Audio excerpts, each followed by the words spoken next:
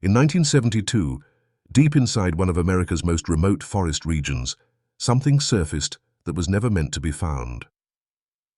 Satellite scans picked up unexplained activity in an area officially listed as uninhabited. No towns, no roads, no power lines. Yet the images showed movement, organized, repetitive, human. When authorities finally reached the location, they didn't find a lost community or a hidden settlement. They found a single family, living together, untouched by the modern world. As if time had stopped for them decades ago, they called themselves the Darington clan.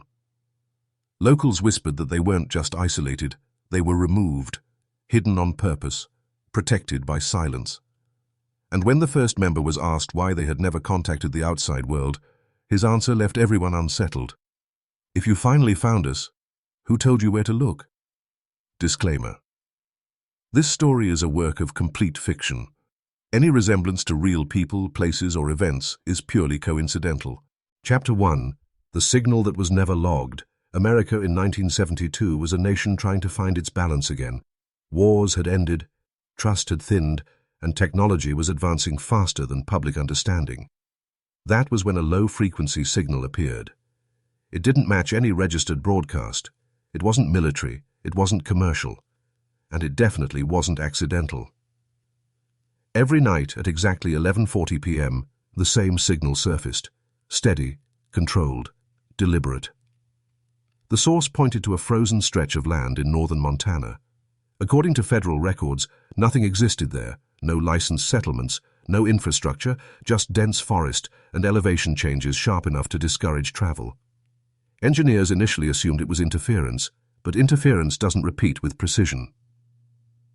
When analysts overlaid the signal data with satellite imaging, something unsettling emerged. The area showed signs of human activity, structures, cleared patches of land, and symmetrical movement patterns. It didn't make sense. Local residents were questioned quietly. Most avoided the topic altogether. A few admitted the place had a reputation. Hunters claimed animals refused to cross into that zone. Campers said compasses behaved strangely. No one stayed after sunset. A small reconnaissance team was sent in under the cover of routine field verification. No press, no documentation trail. Their instructions were simple: confirm the source and report back. As the team moved deeper into the forest, the signal grew stronger, not louder, but clearer, like it was waiting. Then their instruments detected something unexpected.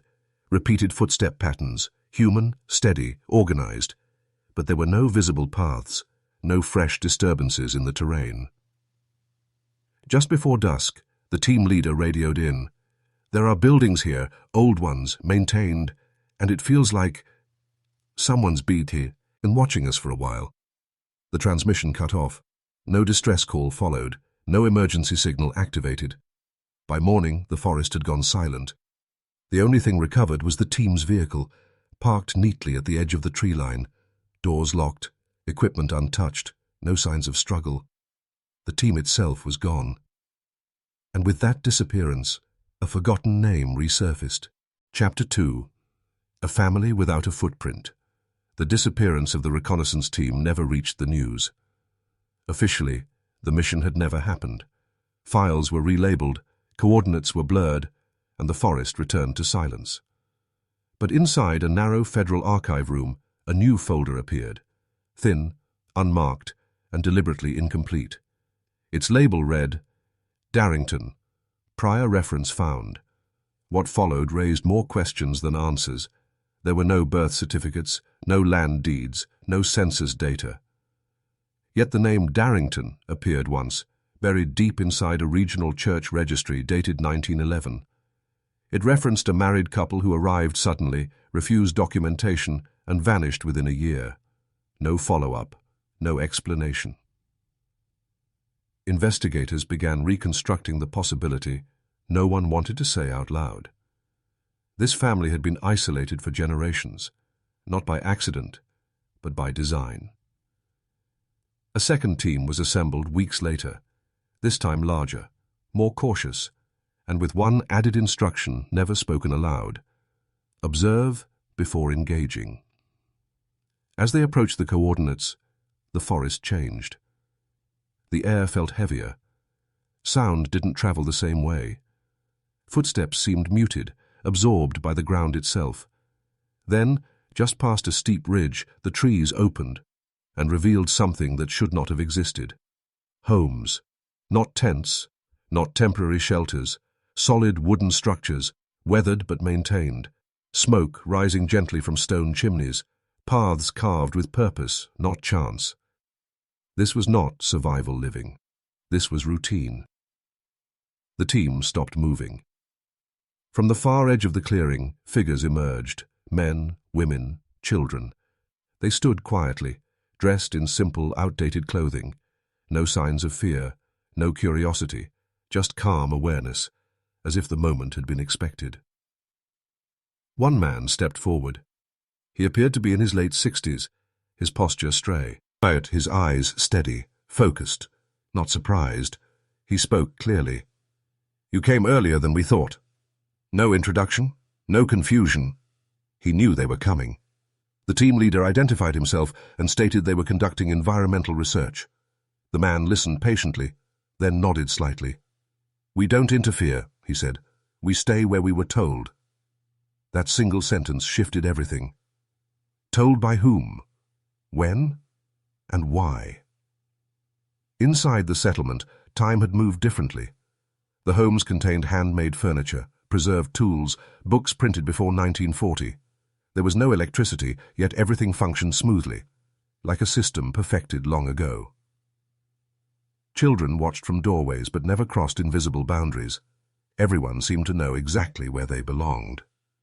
When asked why no one had ever left, the man answered without hesitation. Leaving was never part of the agreement. That word again. Agreement. As night fell, the signal returned, stronger than ever. And this time, it wasn't coming from equipment. It was coming from inside the settlement. Next, we discover what the Darington clan was promised in exchange for their silence, and why breaking that agreement may have already begun.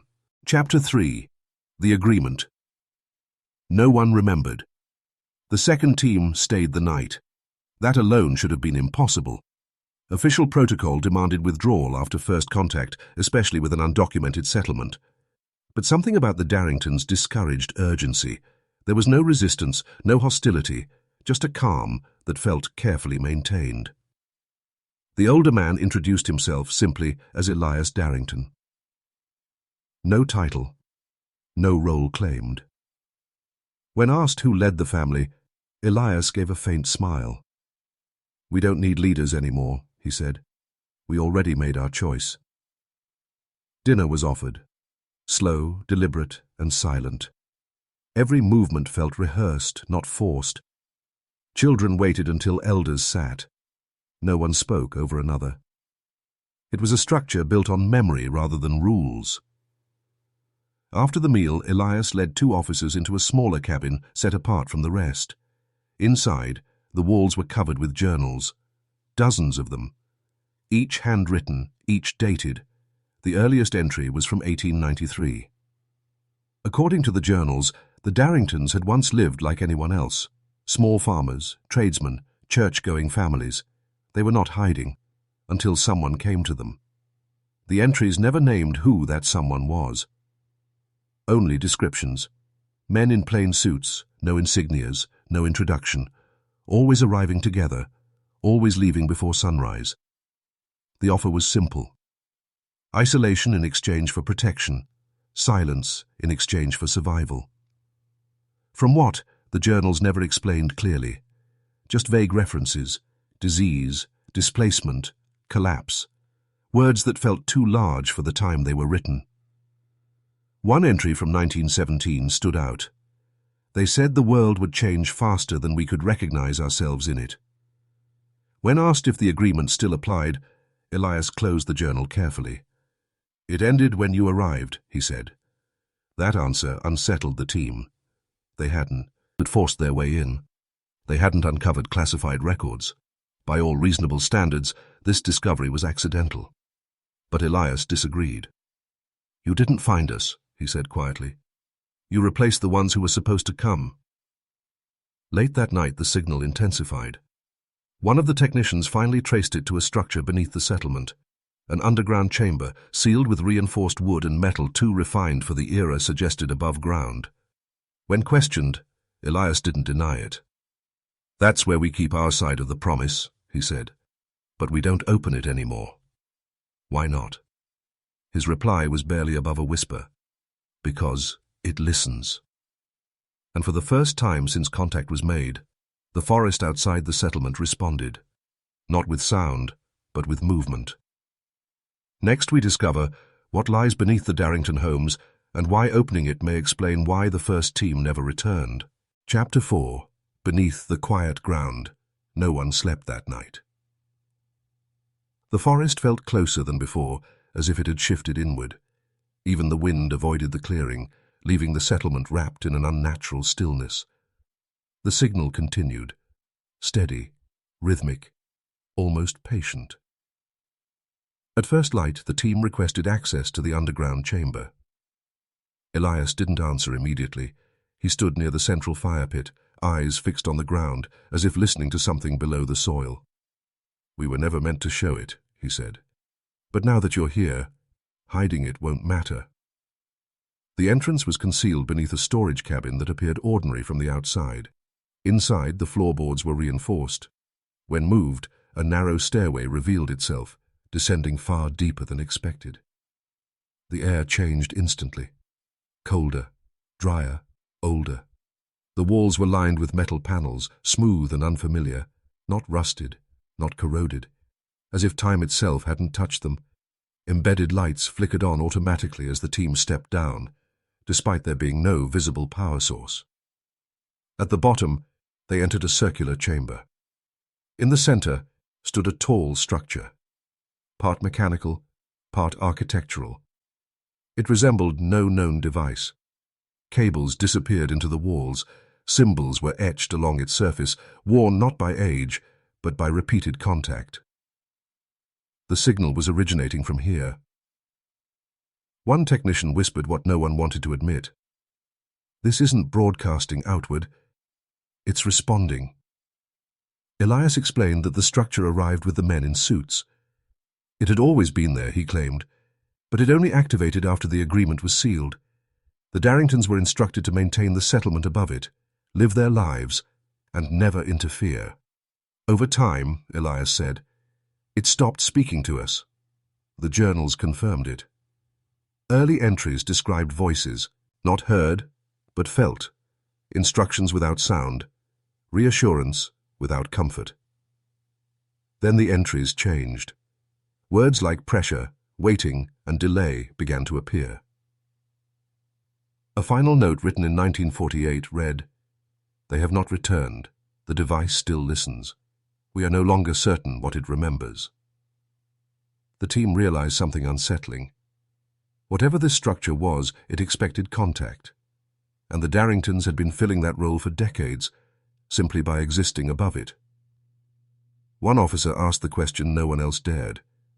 What happens if the settlement disappears? Elias looked up sharply. Then it comes looking. At that exact moment, the signal stopped. Total silence. Then, for the first time, the structure reacted without prompting. Lights pulsed. The chamber vibrated, and a low frequency passed through the floor, strong enough to unsteady their balance. On a smooth metal surface, new markings appeared. Not symbols. Words. Coordinates. Coordinates that pointed far beyond the forest. Next we discover who was truly meant to receive the signal and why the Darington clan may have been humanity's quiet replacement. Chapter 5. Coordinates to Nowhere. The coordinates were burned into the officer's mind before anyone could stop them from being written down. They didn't point to a city or a research station or even a known landmark. They pointed deep into the uncharted wilderness, hundreds of miles beyond the forest, toward a region officially labeled as inaccessible on federal maps.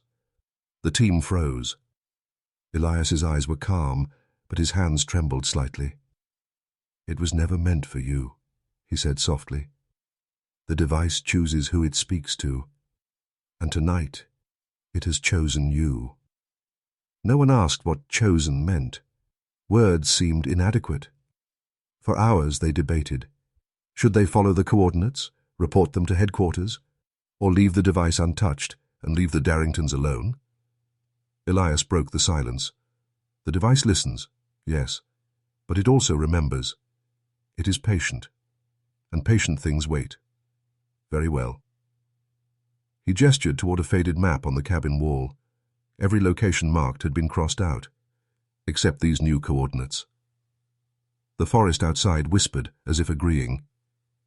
The night grew heavy, pressing against them like a living presence. Shadows shifted on their own. The signal pulsed once, then stopped again. And then a faint movement came from the forest edge. A figure, tall, slow, watching, not human, but moving like one. The team panicked, not because they feared for their lives, but because the forest, the device, and the Daringtons seemed connected, as if the entire world was holding its breath.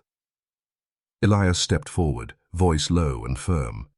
You will follow the coordinates, if you want answers. But beware, some truths are not meant to travel alone. The officer in charge swallowed hard. He understood the warning. The team prepared to leave at first light. Equipment was packed, radios checked, vehicles warmed. But as the sun's first rays touched the forest, the signal returned, not faint, not hidden, loud, almost alive. The words came in unintelligible tones, yet their meaning was clear. Do not wake what sleeps beneath. The team froze again, realizing that the Daringtons' isolation had not been about safety. It had been about containment. And now, that containment was being tested. Next we discover what waits at the coordinates and why following them may awaken something the world isn't ready to see. Chapter 6. The Journey into Silence. At first light, the forest seemed almost welcoming. Mist curled along the treetops, filtering the pale sun into soft streaks that barely touched the forest floor. Yet nothing about this place felt ordinary. Every step the team took was accompanied by a strange hush, as if the world itself was holding its breath. The vehicles rumbled over uneven paths, their engines muffled by the thick blanket of trees. Even the birds and animals seemed to avoid this area. It was the kind of silence that pressed against the ears, heavy and deliberate, making every sound, a snapped twig, a shifting pack, a soft exhale, seem amplified. The coordinates led them further than any map could confirm. Federal records stopped abruptly, replaced by terrain so wild and untouched that it seemed impossible to traverse. Streams ran in unnatural directions, bending around unseen obstacles. Hills rose steeply without warning. The air grew colder with every mile. It wasn't just the winter chill, it was a sensation, like the forest itself had weight and awareness. Elias rode in the lead, silent and steady, glancing only occasionally at the team. You will need to trust the path, he said quietly. The forest is alive, and it doesn't forgive mistakes. Hours passed with only the hum of the vehicles and the occasional whispered instruction. The signal from the device below the settlement remained in their heads, a pulse that seemed to guide them as much as it warned them. It was faint now, but persistent, as if insisting the team follow its trail. By mid-afternoon, the group came across the first anomaly. A clearing, wide and circular, littered with stones carved with symbols the team did not recognize. The ground beneath the stones was unnaturally firm, like cement, yet the forest had not disturbed it in decades.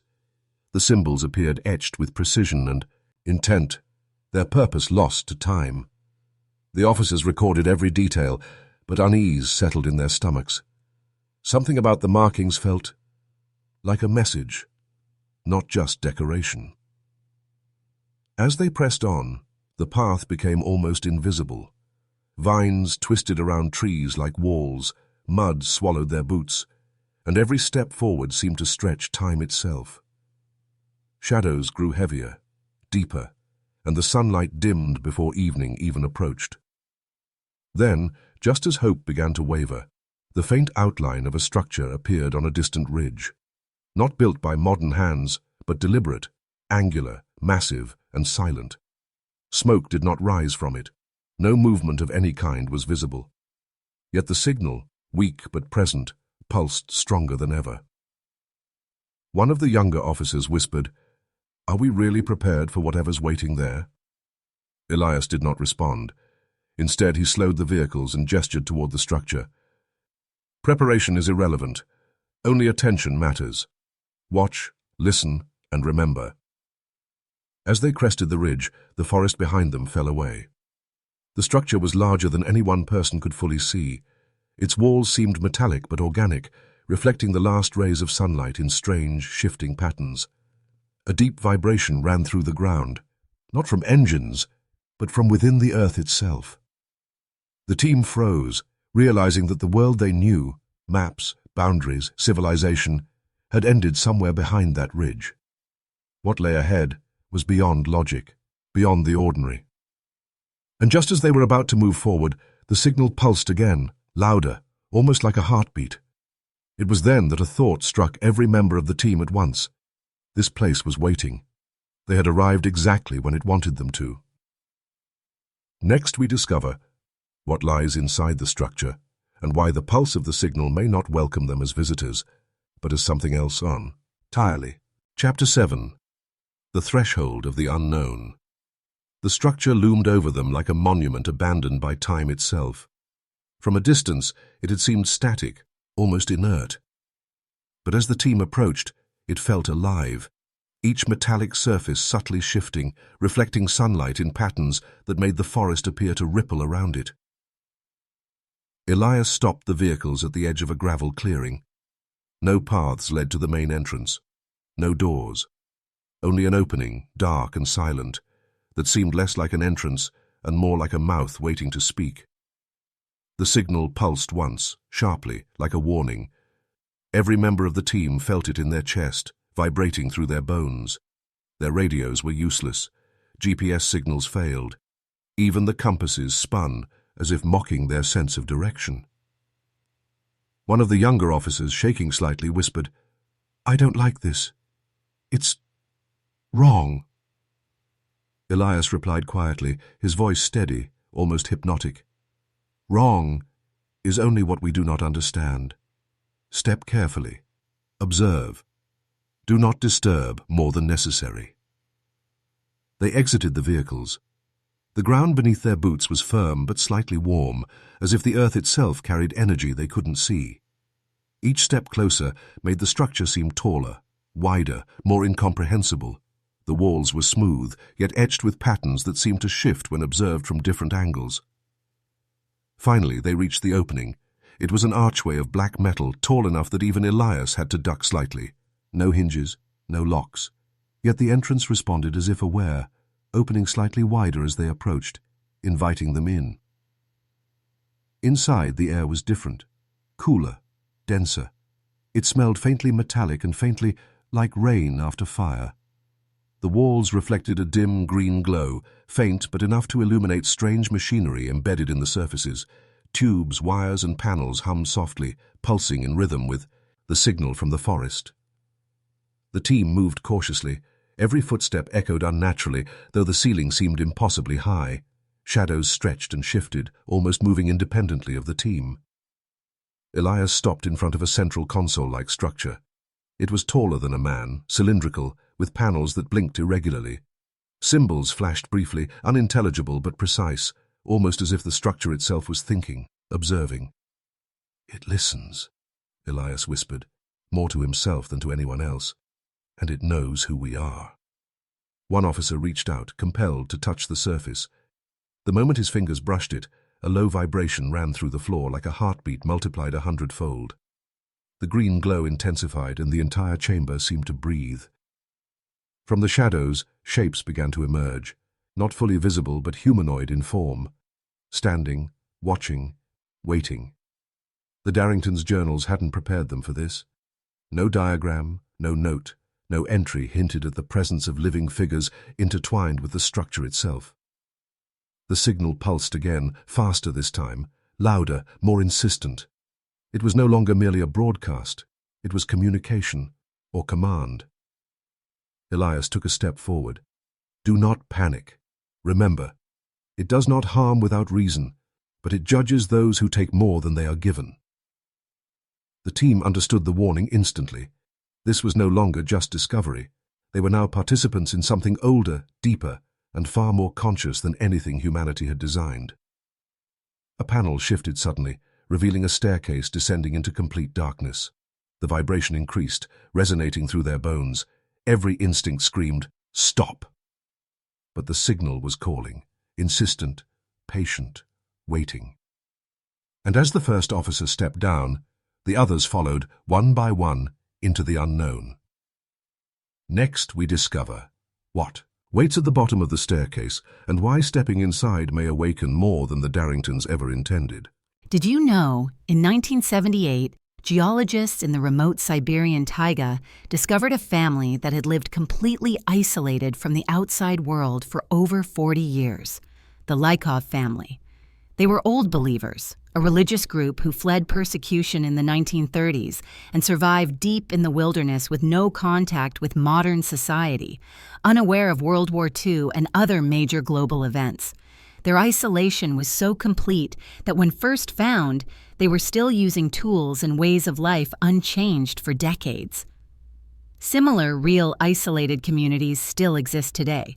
For example, the Sentinelese people, one of the most isolated tribes in the world, live on North Sentinel Island in the Indian Ocean and have resisted contact with outsiders for thousands of years. Governments enforce protective exclusion zones to respect their autonomy. There are also dozens of uncontacted tribes deep in the Amazon rainforest who have no sustained contact with the outside world, living as hunter-gatherers and making decisions to avoid modern influence.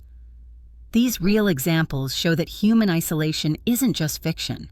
Societies have survived for generations cut off from modern civilization, raising profound questions about culture, survival, and the unknown. Chapter 8. Descent into the Forgotten. The staircase seemed endless.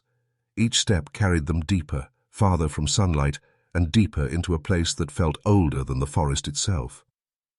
The hum from above grew fainter, replaced by a low resonance, almost like a heartbeat vibrating through stone and metal. Elias led silently, his lantern casting long, wavering shadows on the walls. No one spoke. Not from fear, not from disbelief, but from the undeniable sense that sound itself was a disturbance here. The air was cooler, denser, breathing felt heavier.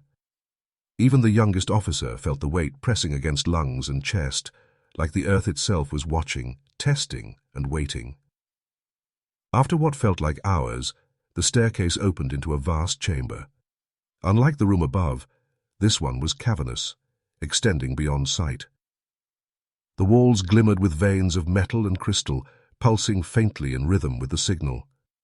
Every step echoed endlessly, yet shadows moved independently, stretching, twisting, converging, as if aware of their presence. At the center of the chamber stood the core of the structure, a massive vertical column, semi-organic in appearance. Tubes and wires disappeared into the floor and ceiling. Symbols, now glowing, shifted constantly, impossible to track, as though rewriting themselves in real time. The team instinctively circled it. Elias approached carefully, placing a hand on the surface. The pulse of the signal intensified immediately, vibrating through the team's feet, through their bones, even through their skulls. It was alive, not mechanical, not fully human, something in between, something aware. Then, from the shadows, figures emerged. Not the Daringtons. These were taller, their shapes fluid, almost translucent. Limbs stretched unnaturally, faces blurred. They didn't speak, yet the team understood. They were not hostile. Not yet. Hey were observers, judges, guardians. One officer, trembling, whispered, "What are they?" Elias didn't answer. Instead, he guided them closer to the column. Symbols shifted, as if reacting to human presence, forming patterns that resembled writing. Instructions, warnings, records of some long-forgotten purpose. The younger technician, drawn by curiosity, touched the column. The chamber shook violently. A low, resonant tone filled the air. The figures recoiled slightly, but did not retreat. A projection appeared above the column, a holographic-like image of landscapes, maps, and people. The images flickered, showing families living in isolation, then fading into nothingness. The realization struck them. The Daringtons were only one of many settlements. The structure had been observing, recording, controlling isolated groups for decades, possibly centuries. Elias finally spoke, voice barely audible over the hum. They call themselves the Watchers. They are neither alive nor dead. They judge those who intrude. They record. They remember. And if provoked. The ground trembled. Shadows surged closer. The pulse of the signal became a roar. The team froze, hearts hammering. For the first time, the truth became undeniable. They were in a place not meant for humans. The structure had waited for them. And now it had decided they would learn its purpose, whether they were ready or not. Next, we discover what the Watchers want from the team and why the Darington clan may have been only the beginning of their silent control. Chapter 9. The Watchers Awaken. The chamber trembled as the team stood frozen. Every shadow seemed alive, moving independently of the flickering light. The pulse from the central column was no longer just a hum. It was a force pressing against their minds, almost like a heartbeat multiplied by thousands, vibrating with intention. Elias stepped forward, his expression calm, but his eyes sharp. "They are aware of your thoughts," he whispered. "Not your words, not your actions, your very intentions. Every desire, every doubt. They perceive." One of the officers tried to speak, but his voice caught in his throat.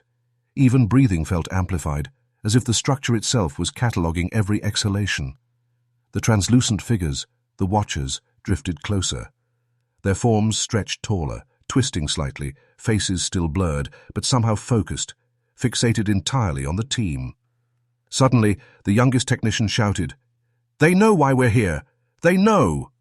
The column pulsed violently. Symbols ran along its surface at impossible speed, glowing brighter and hotter. Images flickered again. Glimpses of the Darington clan, other isolated families, then empty settlements, abandoned forests, and mysterious disappearances across decades. The structure wasn't just observing, it was judging, recording, and possibly controlling. Elias raised a hand, and the pulse slowed, almost obediently.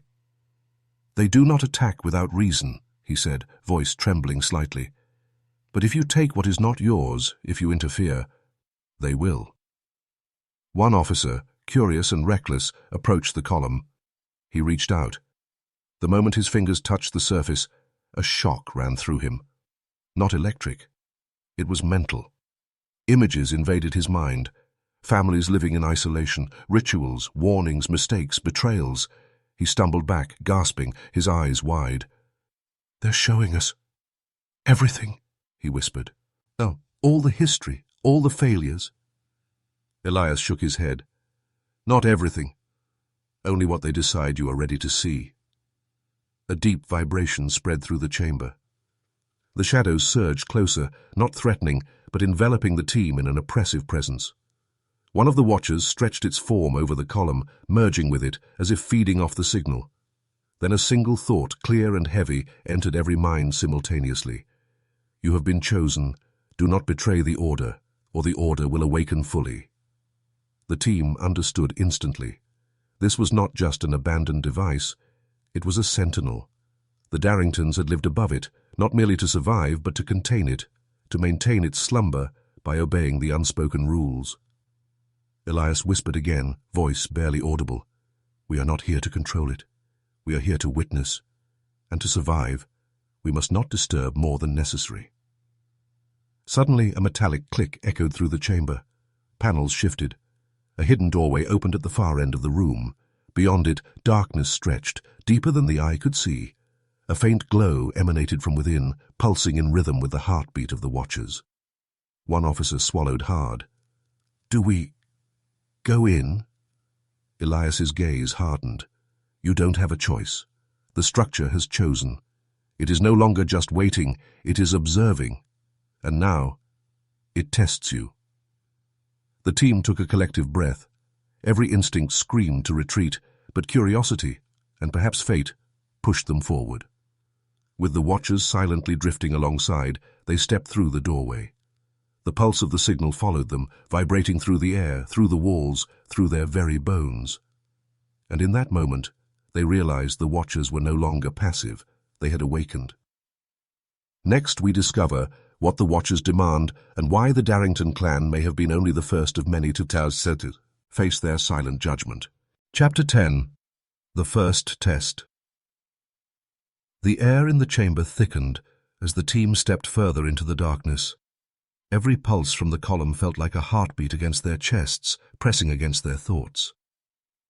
The watchers moved silently beside them, stretching and shifting, their forms flickering between the familiar and the impossible.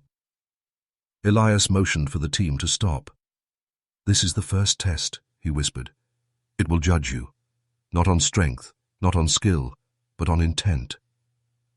The officer at the front swallowed hard. Intent for what? Elias's eyes were grim. For interference, for curiosity, for pride.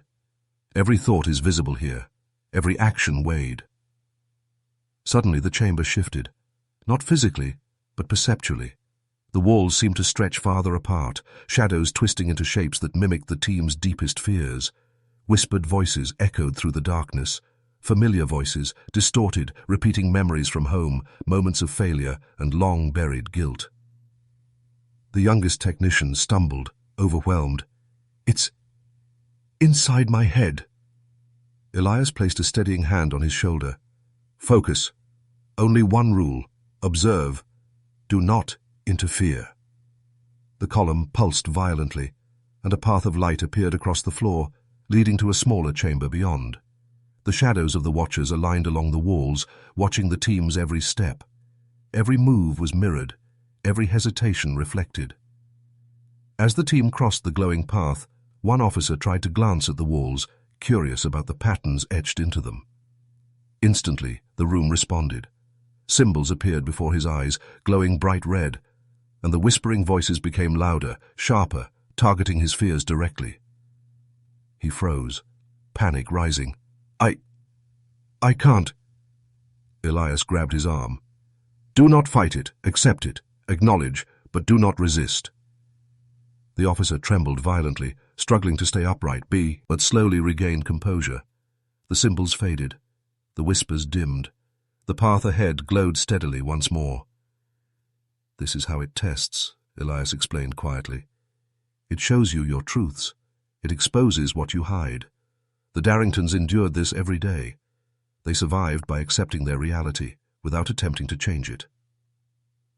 As they reached the smaller chamber, a soft green glow illuminated a series of floating panels. Images flashed across them, maps, settlements, figures in isolation, some recognizable, some not. And then, abruptly, one image froze. The first reconnaissance team, the ones who had vanished decades ago. Their forms flickered, trapped in some unknown space. The room's vibration intensified. The pulse of the signal grew faster, pounding through the floor. The watchers drifted closer, their distorted humanoid forms leaning forward as if studying the team for weakness. One officer whispered, almost to himself, "If this is just a test, why does it feel like we're already failing?" Elias shook his head, solemn. "Because a failure here is not death. It is something far worse. The structure keeps records, memories, actions. Those who fail become part of it, observed, remembered, never forgotten." The team froze as the path ahead shifted, extending further into darkness. The column's pulse became rhythmic, almost like a heartbeat guiding them deeper. And then, from the shadows, a new shape emerged. Larger, more defined, almost fully humanoid, yet impossibly distorted. It was the first watcher to approach intentionally. Its glowing eyes locked onto the team, and the chamber vibrated with anticipation. The first true trial had begun. Next, we discover what the watcher demands from the team, and why failing its test could mean more than just physical danger. Chapter 11. The First Challenge. The watcher stepped forward, its distorted form gliding smoothly across the chamber floor. Unlike the others, this one moved with intention. Deliberate, precise, almost regal in its unnatural presence. Its glowing eyes fixated on the team, and the pulse from the column surged, thrumming through their bodies like a command. Elias whispered, "It judges not just actions, but resolve. Not strength, but perception. Keep your focus. Do not provoke." The first officer swallowed hard, feeling the weight of the watcher's gaze pressing into his mind. Thoughts he had buried for years, fear, guilt, insecurities, began surfacing unbidden. Images of failure, mistakes, and unspoken regrets flooded his vision. It wasn't hallucination. It was exposure. The watcher extended a limb, not quite human but vaguely so, and traced the air above a floating panel. Symbols shifted rapidly, then settled into patterns resembling a sequence of decisions. A voice or thought, not spoken aloud but heard within their minds, echoed, "Reveal truth or be absorbed. Conceal and be judged." The team froze. Elias motioned forward. "Do not resist. Observe. Respond truthfully, in thought, without hesitation. The structure reads intent, not words." One by one, the officers concentrated. Each felt their memories sifted like sand through an unseen hand. Some remembered regrets from years ago. Others glimpsed fears of failure, betrayal, and loss. The watcher's eyes glowed brighter with each revelation. The chamber pulsed faster, almost like it was measuring their honesty, their willingness to confront their truths. The youngest technician trembled, reliving moments of guilt over past mistakes. Accidents that haunted him, choices he had never confessed. The watcher hovered near him, pulse thrumming through the floor like a heartbeat in sync with his own. Then, without warning, the structure reacted. Panels illuminated with faint images, the missing reconnaissance team members trapped in liminal spaces. Their expressions were serene but hollow, eyes reflecting a silent warning. Elias stepped forward, raising his hands. "Do not panic. It does not harm without reason. It only tests. Remember, survive with honesty. Survive with purpose. Only truth can move you forward." A heavy silence fell. The watcher paused, hovering in the center of the chamber, then withdrew slightly, as if acknowledging their compliance. The pulsing slowed, now a steady rhythm, almost approving. The images on the panels shifted again, revealing a new path, deeper into the underground structure, beyond the chamber, to a hidden corridor bathed in faint green light. The watcher moved alongside the team, not obstructing but guiding, as if silently communicating. "Follow, but do not deceive." The team realized, with a cold clarity, that failure was not physical. It wasn't about combat or endurance. It was about honesty, integrity, and perception. Every action, every thought, every intention was being weighed. And if they failed, there would be no return. With the watcher floating silently behind, they stepped into the corridor, the pulse of the column still resonating through their bones. The test had ended, but the trials were only beginning. Next, we discover the true purpose of the Watchers and why the Darington clan may have been only the first to face these silent judges. Chapter 12. Secrets Buried in Time. The corridor stretched endlessly before them, dimly lit by the soft green glow emanating from the walls. Each step felt heavier than the last, as if the Watcher's presence was pressing against their very souls. Silence hung thick, broken only by the faint hum of the column far above them, a heartbeat that seemed to echo through the entire structure. Elias led the way, careful to avoid the shifting panels embedded in the walls. "These walls remember everything," he whispered. "Every footprint, every breath, every thought that passes through this place is recorded. The Daringtons weren't just surviving. They were custodians, maintaining the order of what sleeps below." The team followed, tension mounting. The youngest technician glanced at the walls, noticing images flickering like memories trapped beneath the surface, families, homes, forests, settlements long abandoned. Each flicker revealed lives intertwined with the Watcher's silent influence. "What are they?" one officer finally asked, voice tight. "Why do they exist?" Elias's jaw tightened. "We don't know. Not fully. The journals hint at ancient origins, predating the settlements. The Watchers may have been observers, recorders, or guardians. Their purpose is unclear, but the Daringtons learned that some things are safer when left alone." Suddenly the floor vibrated lightly. The team froze. Ahead, the corridor opened into a massive chamber, walls adorned with more symbols, more patterns than the eye could follow. In the center, a colossal circular structure pulsed, radiating energy in waves. Unlike the column above, this one seemed older than the forest, older than human memory. The Watchers hovered closer, their forms stretching and blending with the light. One moved to the edge of the circular structure, extending a hand. The pulsing intensified, and the images on the walls shifted. History unfolded before their eyes. Isolated families appearing across continents, strange vanishings, records of survival and silence. The Daringtons were only one link in a chain spanning generations. The youngest technician whispered, voice trembling, They've been controlling or guiding these families?" Elias nodded slowly. "Not controlling in the way we think. They observe. They influence subtly. The Daringtons were chosen to maintain balance, to ensure the structure did not awaken fully. Every isolated family was a safeguard." A sudden realization hit the team. The Watcher's test was more than a trial. It was a warning. If they failed, if curiosity or hubris overpowered restraint, the structure could awaken fully, with consequences no human could predict. The circular structure pulsed again. Light spread across the chamber, revealing a staircase descending further, deeper than any had imagined. Elias turned to the team. "This is where the Daringtons drew the line. Below this point lies knowledge, power, and perhaps danger beyond comprehension. They survived by never going further. We do not have that luxury. We've been chosen, whether ready or not." The team exchanged uneasy glances. Their journey had been slow, careful, deliberate. And yet now, the real challenge lay ahead.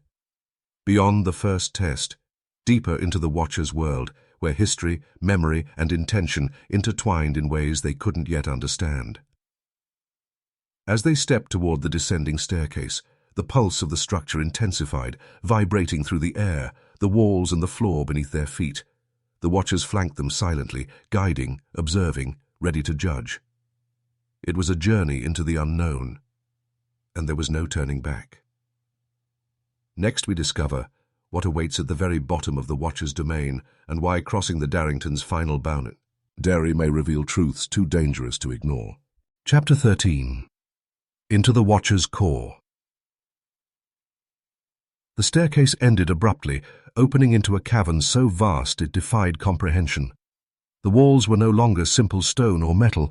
They shimmered with an iridescent surface that seemed liquid and solid at the same time. The air was thick, vibrating with a low-frequency hum that resonated deep in the chest. Elias stepped forward, eyes scanning the cavern. This is the heart of the Watchers. Few have ever reached it. The Daringtons never descended this far. It is not just a structure, it is their consciousness manifested. The team followed cautiously. Every step felt like walking on the surface of a living organism.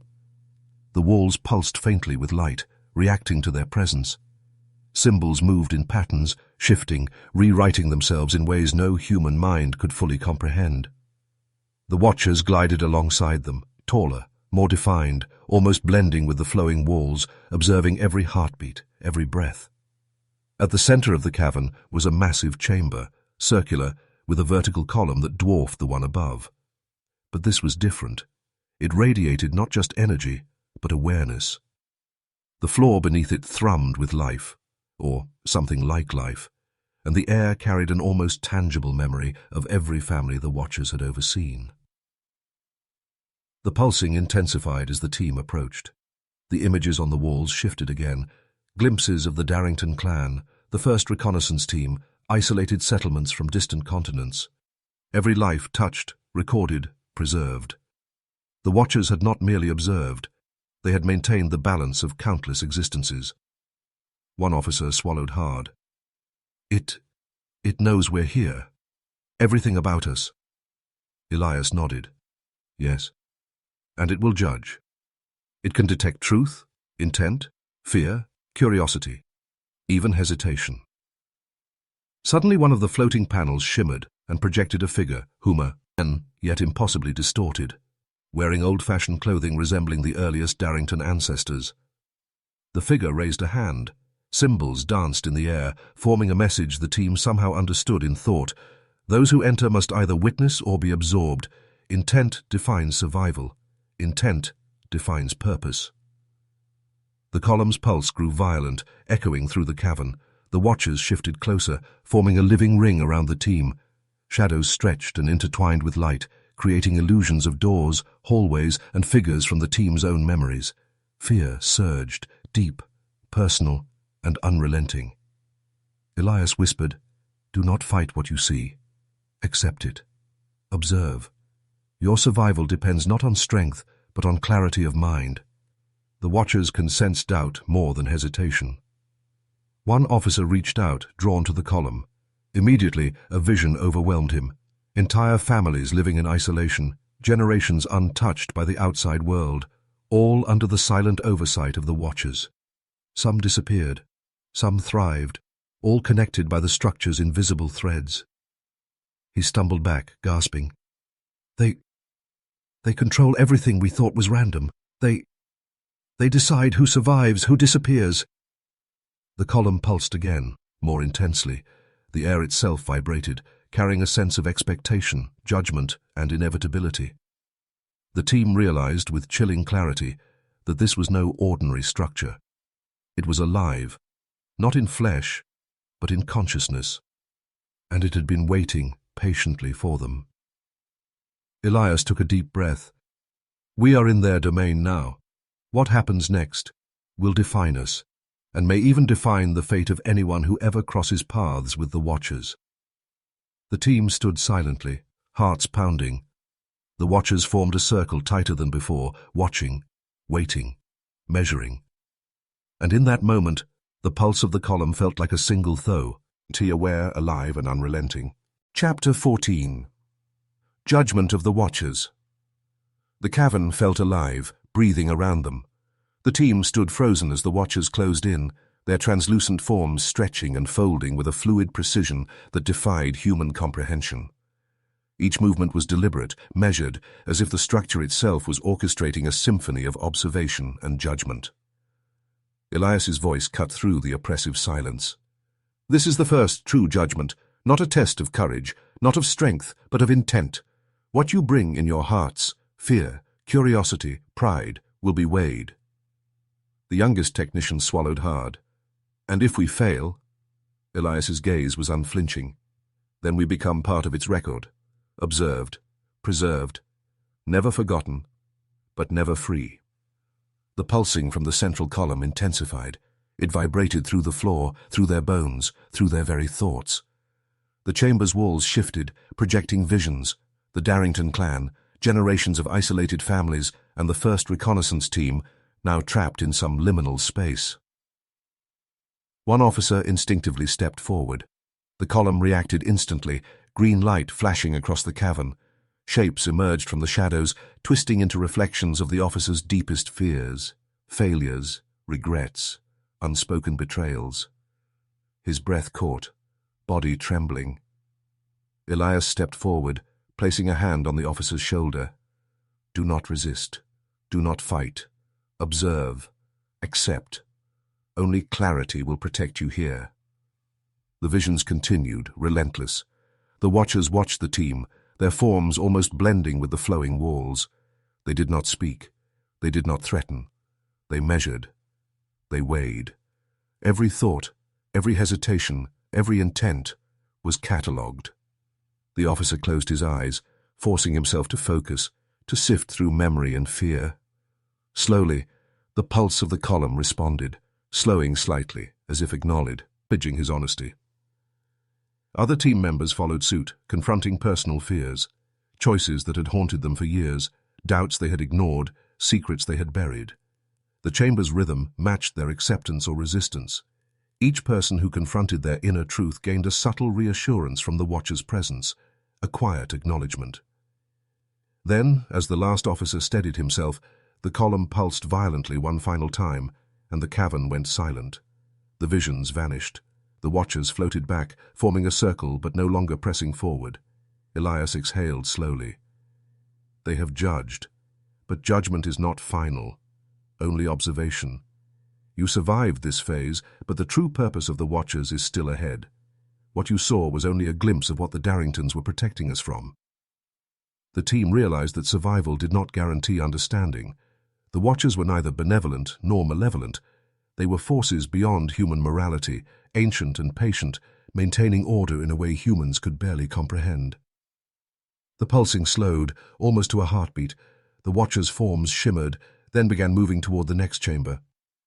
Elias turned to the team. The next phase will reveal why these beings exist, why the Darington clan was chosen, and why your presence here was never accidental. Prepare yourselves.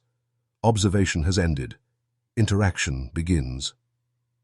As they followed, the pulse intensified once more, echoing through the cavern like a single patient thought, aware, sentient, and inevitable.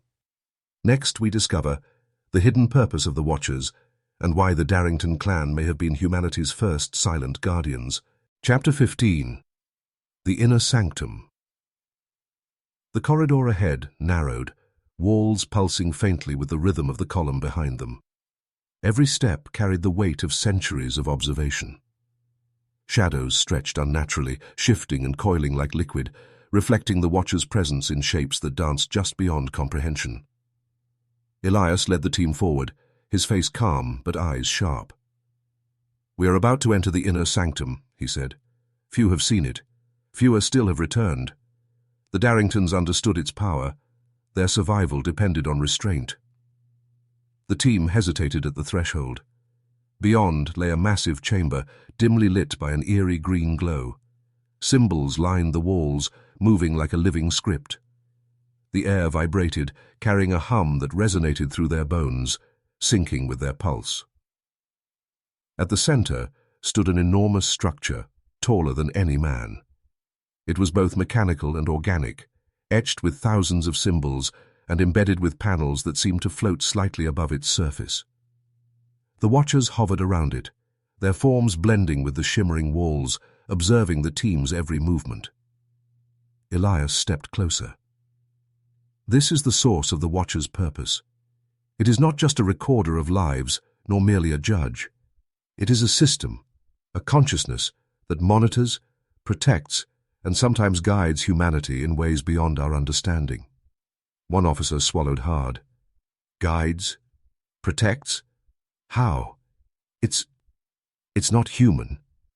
No, Elias said quietly. It is older, far older. It observes the balance of life, intervening only when necessary. The Darington clan's role was to maintain the equilibrium. Isolation was their shield, for themselves and for everyone else. The team approached cautiously. Panels flickered with images, families living in isolation, disappearances, environmental patterns, even anomalies in human behavior. The Watchers had monitored everything, ensuring that disruption never spread. Suddenly, one panel shifted. A projection appeared, a detailed map of North America, dotted with isolated communities, including the Darington settlement. Lines connected them, forming a web. The Watchers had not only observed, they had subtly maintained connections, influencing survival, resource placement, even migration patterns. Elias exhaled slowly. They are not enemies. They are custodians, but their patience has limits. Observation alone cannot continue forever. When rules are broken, when curiosity or greed intrudes, judgment becomes action. A sudden pulse from the structure caused the walls to shimmer violently. The Watchers glided closer, forming a tighter circle around the team. The green glow intensified, casting distorted shadows that seemed to merge with the figure's own fears and memories. Elias's voice was calm but urgent. "We have passed the initial judgment, but entering the inner sanctum is a different matter. Here you will see the full scale of their influence. You will witness what the Daringtons protected, and you will understand why some truths are not meant to leave this place." The pulse slowed, almost contemplative. It was as if the structure was assessing their intent. The team stood at the center, dwarfed by the enormity of what surrounded them. Every panel, every shadow, every hum whispered of histories and decisions spanning decades, maybe centuries. And then Elias gestured forward. "The next chamber holds the secrets the Daringtons kept hidden. Step carefully. Observation is over. Interaction begins. And once it begins, there is no turning back." The team crossed the threshold, the pulse of the structure growing stronger with each step. The watchers followed silently, their forms flickering and blending with the walls. They had reached the heart of the Watcher's world, and the full weight of its purpose was about to be revealed. Chapter 16. The Watcher's Plan. The chamber felt alive, pulsing with a rhythm that matched the team's own heartbeat. Every symbol along the walls shifted in response to their presence, creating patterns that seemed almost intelligent, like a language the mind could feel rather than read. Elias stepped forward cautiously. "What you are about to witness," he whispered, "is the true purpose of the Watchers. Not observation alone, not mere judgment. This is a system designed to guide, to intervene, and, when necessary, to contain forces far beyond human comprehension." The team glanced around, uneasy. Floating panels lit up, projecting sequences of images, isolated families living through decades of scarcity, communities preserved from disasters, strange anomalies prevented from spreading. Each flicker told a story. The Darington settlement was just one thread in a web extending across the continent, and perhaps the world. One officer whispered, They control outcomes. They steer humanity." Elias nodded. "In subtle ways, not through force but through observation and influence. The Darington clan maintained the equilibrium. Isolation was their shield. Their obedience kept the system stable. Without them, the structure's balance begins to strain." Suddenly the pulse from the central column quickened. A new projection appeared. Humans acting unpredictably, breaking patterns, creating chaos. The Watchers' forms coalesced, taller, sharper, moving closer to the team as if demonstrating their reach. "They intervene when equilibrium is threatened," Elias continued. "They act when observation is insufficient. That is why the Daringtons never left. They were chosen because restraint keeps the system dormant. Curiosity or interference awakens it." The team realized with a chill that their arrival had already disrupted the balance. The pulse grew stronger, reverberating through the cavern and their bones. Shadows moved independently, forming shapes that reflected the team's fears, ambitions, and doubts. Elias's voice dropped to a whisper. "The Watchers do not seek malice or destruction. They are neither benevolent nor cruel. They are absolute. They enforce consequences because some forces must be contained, and humanity's unpredictability is one of those forces." A soft, almost inaudible hum intensified as a panel displayed the Darington clan again. The families were moving silently, living deliberately, preserving the hidden order. One image showed a ritual, a subtle adjustment to a mechanism deep underground. That adjustment had kept the Watchers stable, ensuring the world above remained unaware. The youngest technician shivered. We could ruin everything by being here." Elias nodded solemnly. "Every step you take matters. Every intention is weighed. The first reconnaissance team failed because they did not understand restraint. They attempted to interfere. You were chosen because, unlike them, you can observe, but that alone will not guarantee safety." The Watchers pulsed, almost in response to his words, their forms stretching toward the ceiling. The light from the panels bathed the team in eerie green, highlighting the scale of the network of settlements, the silent influence spanning decades. Elias stepped aside, gesturing toward a massive door at the far end of the chamber. Symbols shifted, forming patterns that seemed alive. "Beyond this door," he said, voice low, "lies the mechanism that controls the network. The Darington's final safeguard. You must decide, observe only, or interfere. The consequences will follow either choice." The team exchanged uneasy glances. The watchers hovered silently, patient yet immense, waiting for a decision that could alter the fragile balance of human history. The pulse of the structure surged, warning, testing, reminding them they were no longer visitors. They were participants. Chapter 17. The Mechanism of Balance. The massive door loomed ahead, its surface etched with hundreds of symbols, some glowing faintly, others dark and almost invisible. A subtle vibration ran through the floor, resonating in tune with the pulse of the column and the watchers' forms that hovered silently around the chamber.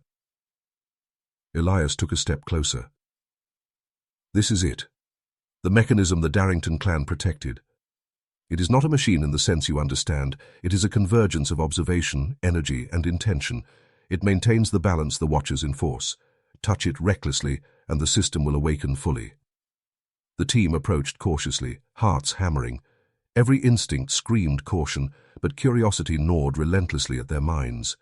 The symbols on the door seemed to respond to their presence, forming patterns that shifted as if alive. One officer, unable to resist, reached out toward the glowing center. The watchers immediately pulsed, and a wave of energy ran through the team, pressing against their thoughts. Images invaded their minds, memories, fears, visions of isolated families, vanishings, and warnings etched across time. Elias shouted, "Stop! Do not interfere! Observe only!" But the officer hesitated, torn between fear and curiosity. The pulse grew stronger, vibrations shaking the cavern. The watchers moved closer, towering over the team, forms blending with the flowing walls, almost alive in their attention. A faint voice echoed in their minds, not spoken but understood. Balance is fragile. Observation is duty. Interference awakens consequence. The youngest technician shivered, stepping back. We can't just leave it untouched. Not after seeing all this." Elias shook his head solemnly. "You must understand, interference is what destroyed the first reconnaissance team. They tried to take, they tried to alter. That choice created disruption, imbalance. And now, they exist only as records, preserved, never free." The officer's hand trembled over the glowing center. Symbols flickered violently. Light stretched across the chamber, forming intricate webs connecting settlements, the watchers, and isolated points across the globe. The full scale of the system revealed itself. Humanity, subtly guided and contained, held in delicate equilibrium. A sudden realization struck the team. The Daringtons had lived above the structure not just to survive, but to maintain the mechanism, ensuring that humanity above remained unaware of the forces below. Their isolation was not punishment. It was protection, for them and for everyone else. Elias's voice cut through the pulsating energy. "You have a choice now. Observe only and leave this system intact, preserving the balance, or interfere and risk awakening forces you cannot control." The pulse of the column surged, as if waiting for an answer. The watchers hovered silently, their forms stretching toward the ceiling, watching, measuring, judging. Every member of the team felt the weight of history pressing down. Every heartbeat was recorded. Every thought mattered. One wrong decision, one moment of curiosity or pride, could unravel decades of balance. The chamber seemed to hold its breath. The choice was theirs. And in that silence, the watchers waited. Chapter 18. The Choice. The team stood before the glowing mechanism, its surface alive with pulsating energy. Symbols writhed like flowing veins, stretching and contracting as if breathing. The watchers hovered around them, silent, colossal, their forms blending with the walls, their eyes glowing faintly like living coals. Elias took a step forward, voice steady, but heavy with gravity. "This is the moment the Darington clan prepared for. Every choice you make now matters. Observation preserves balance. Interference risks awakening forces beyond human control. The youngest technician swallowed hard, staring at the glowing center. But what if observing isn't enough? What if doing nothing condemns more lives? Elias's gaze was firm. Then remember why the Daringtons chose isolation. They survived by restraint. Interference only triggers consequences that cannot be undone. A long silence fell. The pulse of the column intensified, reverberating through the cavern, through the floor, through their very bones. The air itself seemed to hum with anticipation. The officer who had reached toward the mechanism before now clenched his fists. We can't just leave it untouched. We've seen what happens if balance is ignored. People suffer, disappear. Are we not responsible? Elias exhaled slowly. Responsibility is the illusion of control. The Watchers do not act out of malice. They act out of necessity. Interference brings consequences. Observation preserves lives you may never see. The team's fear wrestled with their curiosity. Every pulse of the mechanism pressed against their minds, showing flashes of potential futures, worlds subtly altered, settlements thriving or failing, humans unknowingly guided. The choice was not simply to touch or not. It was whether they could resist human instinct to alter, to intervene, to take control. The Watchers shifted, closer now, all, most tangible in their presence. Elias gestured to the center. Look carefully, observe honestly, and choose wisely. The Daringtons succeeded because they accepted their role without pride or fear. Do you? The room pulsed again, shadows stretching across walls, merging with images from the team's memories. The Daringtons, the reconnaissance teams, isolated families, mistakes made and corrected. The mechanism responded, amplifying every heartbeat, every thought. One officer took a deep breath. We follow their path. Observation, preservation. We trust their judgment. The youngest technician nodded slowly. No interference, only witness. As the team stepped back, giving the mechanism space, the Watchers hovered quietly, their pulse steady now, almost approving. The energy of the chamber settled, the vibrations syncing with their own hearts. The mechanism glowed softly, as if acknowledging restraint. Elias exhaled, relief and reverence in his voice. You've made the correct choice. The Darington clan preserve balance not for themselves, but for everyone above. By choosing restraint, you honor that legacy. The pulse of the structure slowed to a calm rhythm. The Watchers retreated slightly, their forms blending back into the walls, still observing, still aware, but patient. The team realized with profound clarity the world above had remained safe because of sacrifices made long before them, and now they had upheld that fragile legacy. For the first time since entering the Watchers' domain, silence fell, complete, watchful, and full of understanding. They had survived, and for now, the balance remained intact. Chapter 19. Aftermath of Silence. The cavern had grown still. The glowing mechanism pulsed softly, almost peacefully, its energy no longer pressing against their minds. The Watchers hovered around them, silent sentinels, their forms blending with the walls, as if merging with the structure itself. Elias exhaled, running a hand through his hair. Balance has been preserved, for now. The Darington clan's legacy continues. Their isolation, their vigilance, it was never just survival. It was protection. The team exchanged uneasy glances, realizing the enormity of what they had witnessed.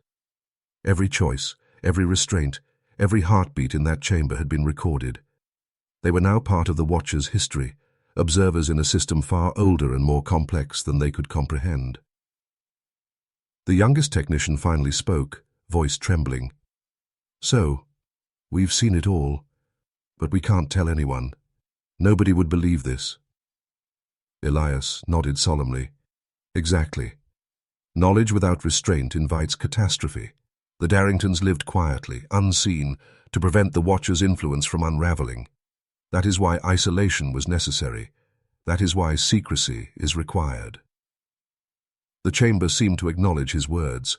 Panels flickered softly, images of past settlements and isolated families shimmering briefly before fading. The pulse of the mechanism slowed to a gentle rhythm, like a heartbeat returning to rest after exertion. The officer, who had earlier struggled with his impulse to interfere, whispered, "It's humbling. We thought we were discovering something extraordinary, but really, we were just witnesses, caretakers, in a way." Elias's eyes scanned the cavern one last time. Witnesses, yes, and participants. The Watchers measure more than actions. They measure intent, integrity, and understanding. You've proven capable of restraint, and for now, that preserves countless lives. Above. A subtle hum ran through the floor, a gentle pulse that seemed almost approving. The Watchers hovered, their forms stretching like shadows in the soft green glow, silent but present. They were not gone. They never left. They simply receded, patient, knowing that the team had honored the balance. The team began retracing their steps, leaving the inner sanctum behind. The air felt lighter, the shadows less oppressive.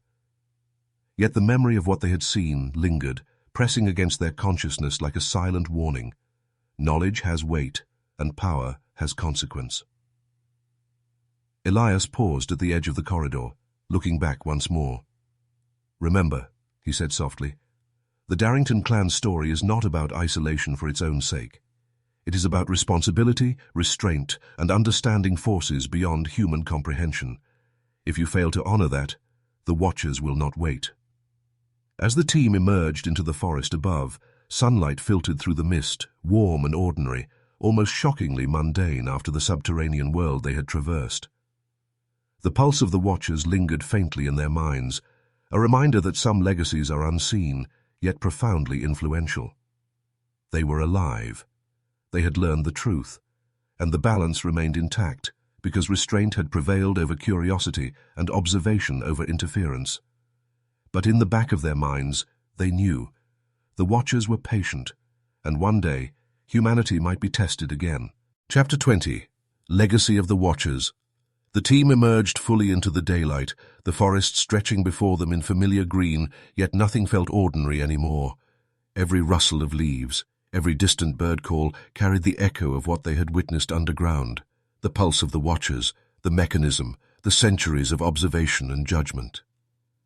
Elias took a deep breath, the weight of understanding settling on him. "The Darington clan did not vanish by accident," he said softly. "They chose isolation. Their obedience preserved the balance. They protected lives they would never see. And now, so have we." The officers nodded silently, absorbing the gravity of their experience. The forest seemed quiet, yet every shadow, every sound reminded them that the world above was still under watch. The Watchers were patient, immense, unyielding. One officer broke the silence. "So, all those disappearances, all the strange vanishings, the Watchers were behind it? Not to harm, but to maintain balance?" "Yes," Elias replied. "Every disappearance was a decision. Every settlement maintained or abandoned was part of the system. The Darington's sacrifice ensured it remained dormant. Without restraint, humanity above could unknowingly destabilize the balance." The youngest technician shivered. "It's overwhelming. They see everything, judge everything, and we've become part of it too." Elias nodded. "We are witnesses now, observers. Our responsibility is not to interfere, not to tell. Knowledge itself can be dangerous, but restraint preserves life. The Darington's legacy is invisible, yet far-reaching.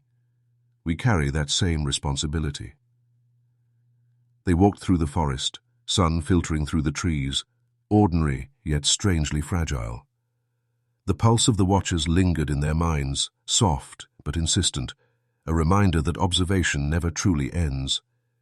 Humanity's fate, their choices, devices, their very lives, were threads in a web far older and wiser than any human could control. One officer paused, looking back toward the forested ridge above the underground entrance. "Do you think they'll test us again?" Elias exhaled slowly, contemplative. Perhaps. But tests are not punishments. They are reminders. Humanity's survival depends on understanding limits, on respecting powers beyond comprehension, and on choosing observation over interference. The Daringtons taught us that through their lives and their silence. The team continued walking, deeper into the forest. The sunlight felt warmer now, the ordinary beauty of the world comforting, yet tinged with unease. They carried knowledge few could bear, and yet they had learned restraint, understanding, and humility. Above them, the forest appeared untouched, serene, yet beneath the earth, the watchers remained vigilant. Their consciousness stretched beyond what humans could perceive, a silent network ensuring equilibrium, watching, judging, recording, but patient beyond measure. The Darington clan's secret had endured, and the team had honored it. Humanity above continued unaware, its fragile balance preserved. For the first time since their descent, the team allowed themselves to breathe. But in the back of their minds, the truth lingered. Some forces never sleep. Some judgments are eternal. And some guardians are silent, yet omnipresent. The forest was quiet, the sunlight gentle, the world alive. Yet somewhere below, the watchers waited. And the legacy of the Darington clan endured.